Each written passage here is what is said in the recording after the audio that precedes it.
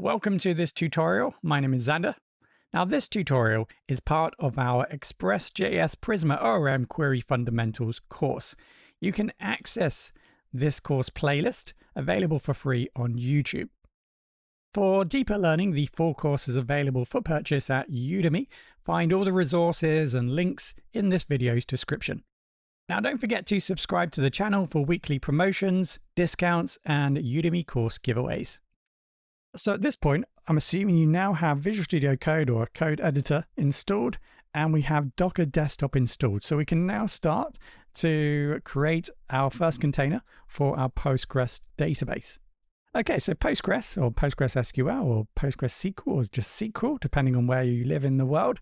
This is a powerful open source relational database management system. PostgreSQL is the software that we're going to use to help us build, manage, and administrate our database tables and data. There most definitely are plenty of other types of relational database management systems that you can use. Popular ones include MySQL, SQLite, and Oracle. Each of them have their own strengths and weaknesses, but generally they all work very similar in that they are relational databases and they all require SQL, a structured query language, to run commands. Right, so our goal here then is to programmatically download from Docker Hub the Postgres image, and then with that image create a container, a Postgres container running the Postgres software. Right, so first of all, we're going to need to create a new file, and this is going to be a docker compose.yaml file. So Docker Compose is a tool that helps us manage multi-container setups in Docker, right? So because we're going to be running our database, as well as we're going to be creating our application within a container, that means we have multiple or need for multiple containers. So Docker Compose is going to allow us to describe and run those multiple containers from the one file. Right, so first of all, I provide or specify a name. So this name is going to be the name of the stack that we are creating. You can call it whatever you like, but once we create containers, up the top here, you can see this says SQL Challenge. Well, that's the name of the stack. So I've simply just named this new stack that we are creating Express Project. As we work through the code, if you are typing it out manually, just make sure you observe the indentations that we create. So the spaces from the left-hand side to the next line of code, that's going to be really important. So here we have service, which is fully on the left-hand side. There's no indentation. And then we need to now define the service that we're going to create. So we're going to create this PostgreSQL service. I'm going to call this Postgres. So that's the name of this new service. And we're going to need some sort of image. Right, so we specify the image that we're going to use. Right, so if you go back to Docker Hub, search for Postgres, let's take a look. You'll notice that there are multiple versions, and this isn't just for Postgres, this will be for other images that you take a look at. There are some common names like Bullseye, Alpine, Slim. So this refers to generally the underlying operating system that the image is using. So there are different versions of Linux that you might like to implement. And depending on which one you prefer or need will depend on what image you download. Different images may have different sizes, so you can download like a slim version, for example. So that might not include as many features as the normal image, but it will be a lightweight container or image, so it would just be a smaller image size. So I think I've selected, I'm using Postgres 15 here. This should work on later or newer versions of Postgres, but I've just kept it safe. 15 will be fine for this course. Right, so that's the image that we're going to be downloading. So I specify a container name so that when we run the container, we can identify it via the name that's appropriate and relevant. And then I've set the restart to always. So if there is a problem, Docker is going to try and restart the container, and that just helps in case there's an issue. The container will automatically restart, so we don't have to keep restarting the container. Right, so then we have environment variables.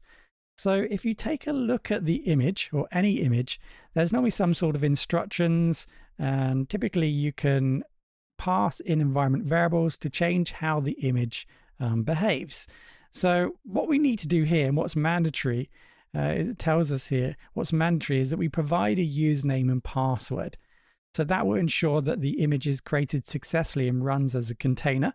So you can see here, we're going to set the Postgres user as my user and the password as my password, which obviously isn't very safe, but in the context of this course, that's all that we need to do. Obviously, if you're going to deploy this, then security is obviously going to be more important. You wouldn't set it up this way, but that's the username and password. You can go ahead and change that if you like.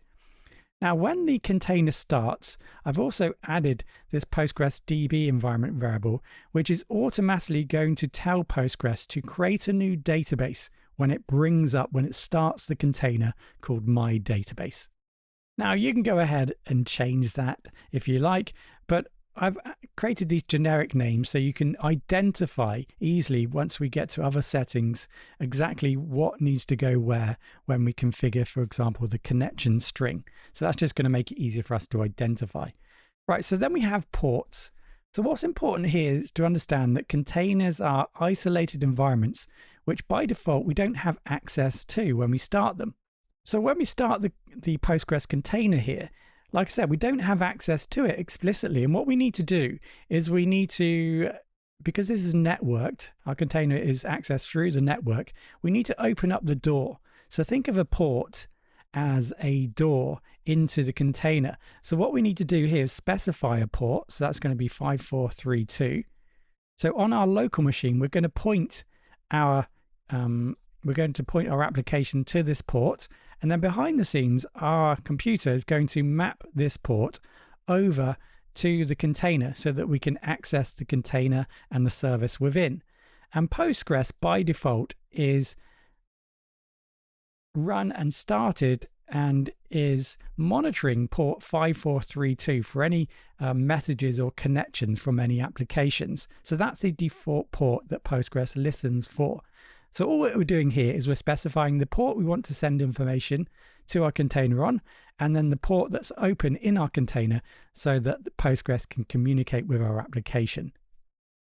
So that's what we've done here. We specified the port on our machine and then the port in the container so that we can access our service running in the container. Right, so I've added some additional files. I am using source control. If you're not familiar with source control, GitHub, then just ignore git attributes and git ignore. It's just something you're going to see in the source code, which, like I said, you can completely ignore. Now, what we do have here is a commands file, markdown file, and you can go ahead and edit this and add and change. Alternatively, you can right click and open preview. And from there, you can easily read through what we have here. So this is commands that we're going to be using throughout the course, and as we add or use different commands, I will add them to this file. So this is where you can find different notes on different commands that we're using throughout the course. So what we need to do next is actually start the containers. So let's test our new Postgres container. So I'm just going to go ahead and just delete all the containers and then images so you can see this in action, and then also any volumes. So remember, volumes is persistent storage. Now, sometimes when you start Postgres database, it will automatically create a volume.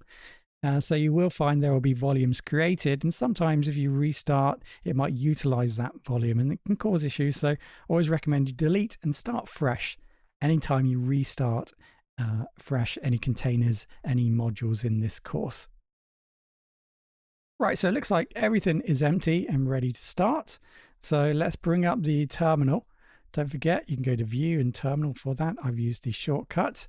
And then from here, we need to type in Docker Compose. And then we're going to use the up to bring up the container. So that's a command that will start the container.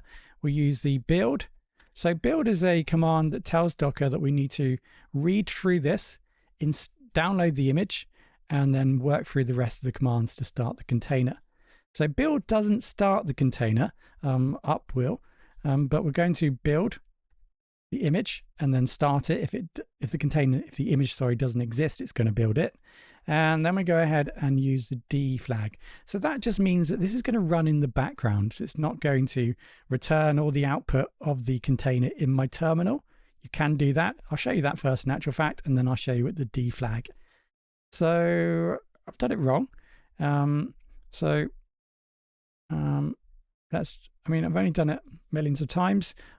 Apologies. So let's go to allow that, and that will then allow the process to take place. So first of all, we are downloading the image. Wonderful. Let me change that, because that is wrong. So we're downloading the image. That'll take a few minutes or a few seconds, depending on your connection. Let's just change the commands file here, because that was wrong. So it's just up, build. Okay. And you can see now that we have all the information, and this is the output from the container that we're looking at now. So without the D flag, that's what we're going to have. And what we would need to do is open up a new terminal, which we can do here to open up multiple terminals to then continue in the terminal. So it just takes up the terminal. So what I just prefer to do, or what you will see me doing, is use the D flag so that when we start the container, you can see it's running in the background, and I can just remain and continue in the terminal typing commands. Right, so the container has started. It looks like it was successful. The image is green, which is great. The container is also solid green, which means it's running. It looks like it's running successfully. So from this point, we can inspect what we've just created. So throughout this course, we will probably dip into the database here, and then we can use the command line. So this is the actual command line of the operating system, say, running in the container. So from here, we can, for example, use PSQL, which is the command line for our Postgres database. We can then log in as, I cannot remember the details now, what we got. So we need to just take a look at this, my user, and then my database. So let's go back. So we're going to log in as the user, my user, and then the database. The D flag here, we're going to log in to the database as my database. So that's the database we've just created automatically. So here we're actually running inside the Postgres database now, and we can take a look at maybe any of the tables. There aren't any tables there, but what we've now done is proved and have installed our Postgres database inside of a container. That Postgres database is now running, and we can start to now build our application and connect to that database. Right, so have a little play with that if you like. Make sure you can log in, just familiarize yourself with some of these commands, which I may or may not have added yet to the command file. But that allows us to log into our database just to check to make sure that everything is running. Now, if we take a look at the logs, if there were any problems when the database was initiated, we will find it here. Notice here it says create database. So that was initiated from the fact that we supplied this Postgres DB environment variable. That was the database being created there. And we will add some more commands later on, and we will be able to see the data being added to the database, so we can check to make sure that everything has started correctly here in the logs as and when the Postgres database starts. Okay, so we now have a working database. It's ready for us to start to build our application and for us to connect to it. Now, if you like, you can go ahead and just delete that. And you don't need to delete the image. That's something that can just remain, so it saves you from downloading it again when we restart it. But go ahead and delete the containers and maybe just practice starting, stopping the containers to familiarize yourself with the process. And there we go. So that's setting up our database within our Docker containers. We're now ready to move across to the other applications that we're going to run in containers. So we are going to develop locally, but run all the application inside of containers.